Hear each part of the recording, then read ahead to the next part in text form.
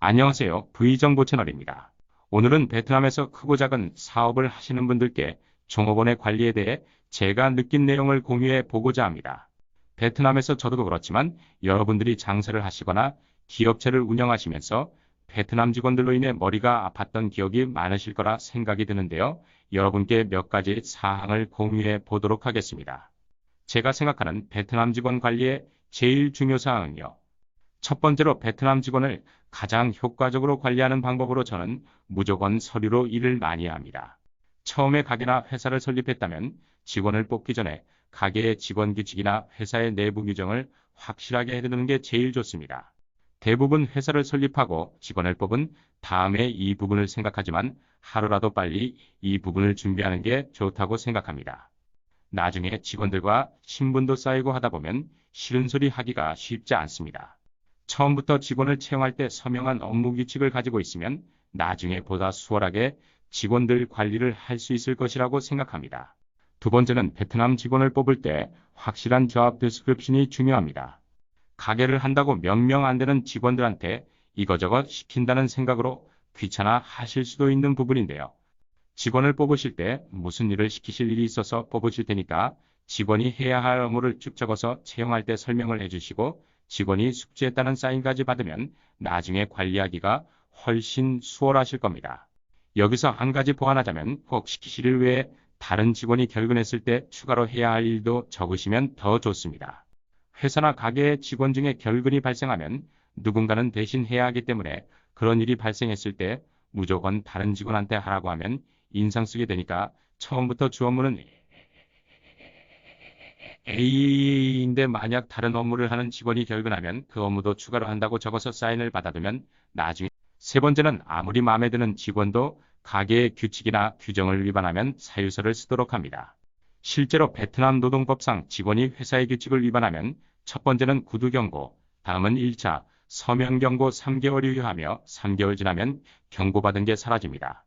그리고 똑같은 이유로 규정을 어기면 두 번째 서면 경고 6개월 유효하며 급여가 낮은 업무로 배정하거나 급여 인상 기간 6개월 지연이 가능합니다. 두 번째 서면 경고를 받은 직원이 똑같은 이유로 한 번 더 경고를 받으면 퇴사시킬 수 있습니다. 두 번째 서면 경고 후 6개월이 지나면 안 되겠고요. 아무리 마음에 들던 직원도 나중에 말을 안 듣거나 고용주의 마음을 상하게 하는 상황이 발생할 수 있습니다. 그리고 경고장을 주는 것은 다른 직원들에게도 고용주의 공평한 평가와 나태해지지 않는 긴장감을 유지할 수 있습니다. 저는 회사에 아주 많은 규정이 있는데요. 1항은 근무시간 중 잡담, 2항은 근무시간 중 음식 섭취, 3항은 근무시간 중 다른 직원과 싸움 등등 수십 가지 항목이 있습니다. 하지만 경고를 줄 때는 모든 경우를 포함할 수 있는 조항을 선택하여 경고를 줍니다. 근무 시간 중에 무슨 잘못을 하는 경우는 대부분 보통 근무하는 자리를 이탈하는 경우가 많습니다. 그래서 근무 시간 중 자리이탈이라는 항목에 해당이 되면 모두 그 항목으로 1차, 2차 경고를 줍니다. 노동법상 동일한 사유의 경우에만 1차 경고가 2차로 갈 수 있고 2차 경고 조항을 다시 어긴 경우만 퇴사를 시킬 수 있기 때문입니다. 업무를 잘못하는 경우도 있고 계산을 잘못하거나 다른 재료를 사용한 경우 등 여러 가지 경우가 발생하게 되는데 자세한 행동에 연연하지 마시고 소분류보다는 대분류로 위반 항목을 선정하여 경고를 주시라는 것입니다. 이런 경우에는 회사 규정 항목 중에 이미 가르쳐준 업무에 대한 책임을 완수하지 못한 걸로 처리한다는 거죠. 나중을 위해서 똑같은 위반 조항을 계속 위반하는 쪽으로 처리를 해두셔야 최종 그 직원을 정리해야겠구나 생각이 들었을 때 노동법에 문제없이 정리해고를 할 수 있다는 것입니다. 이 방법은 규모가 큰 회사의 경우에 더 적용이 많을 수 있습니다. 네 번째는 종업원을 퇴사시킬 때는 무조건 잘해서 보내주는 게 좋다고 생각합니다.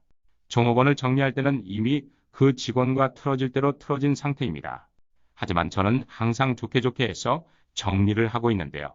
한국인은 베트남에서 외국인이니 언제든지 베트남에서 발생할 수 있는 불미스러운 일에 대비를 하는 게 좋다고 생각합니다. 베트남 사람들은 몇백만 동만 주면 사람 사서 뻑치게 할 수도 있으니 나중에 무슨 일이 있을지 조심하는 게 상책입니다. 정말 마음에 안 들던 직원이 나가더라도 속으로만 크게 기뻐하시고 밖으로는 같이 오래 일하지 못해서 마음이 아픈 척 연기를 하며 작은 선물이라도 쥐어주면서 내보내곤 합니다. 그럼 적어도 나중에 크게 뒤통수 맞는 일은 지금까지 없었던 것 같습니다. 싫어도 어쩔 수 없이 그렇게 하시는 게 나중에 마음은 편하실 수 있을 것 같습니다. 흔히 베트남 사람 얘기할 때 하는 말이 있는데요. 자기에게 해를 입힌 사람은 죽어서라도 그 원수를 갚는다고 하더라고요. 다음은 둘 이상의 직급의 직원들을 관리할 때 내용인데요. 다섯 번째로 저는 개인적으로 매니저를 통해 직원을 관리하는 것을 추천합니다. 저는 5명의 파트 매니저와 40명의 직원이 있는데요. 모든 업무는 매니저와만 주로 하고 있습니다.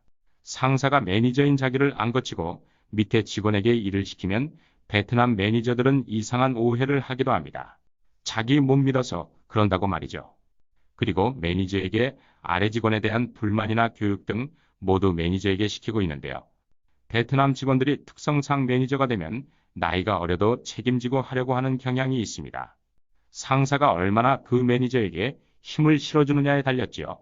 물론 여기서 그 매니저의 능력이나 신임할 수 있는지는 아주 중요합니다. 애매한 직원 매니저 시켰다가는 더 큰 두통이 올 수 있으니 매니저는 잘 채용하셔야 합니다.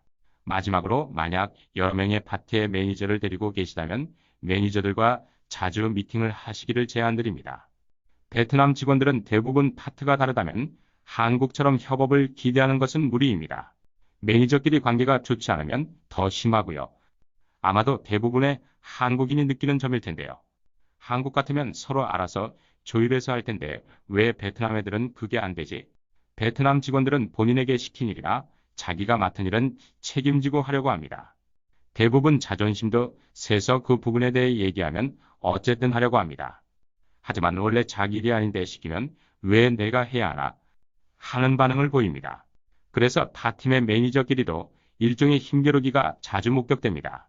만약 같이 해야 할 일이 생길 때 매니저들을 다 불러서 그 이유를 설명해주고 파트 간 협업을 하도록 업무를 나눠 지시하면서 매니저만 이해시키면 그 밑에 직원들은 매니저들이 알아서 처리합니다.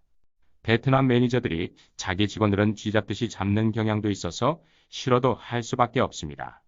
그리고 매니저가 잘못한 경우 가능하면 조용히 따로 불러서 조목조목 잘 설명해서 교육하시기 바랍니다.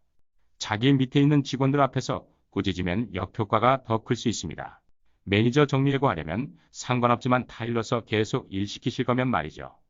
계속 얘기하자니 끝도 없을 것 같아 오늘은 여기까지만 말씀드리도록 하겠습니다. 베트남에서 개인적으로 장사나 사업을 하시거나 기업체를 운영하시는 분들에게 혹은 한국인 직원을 새로 뽑아서 실무 투입 전에 교육하실 때 조금이라도 도움이 되셨으면 좋겠습니다. 감사합니다.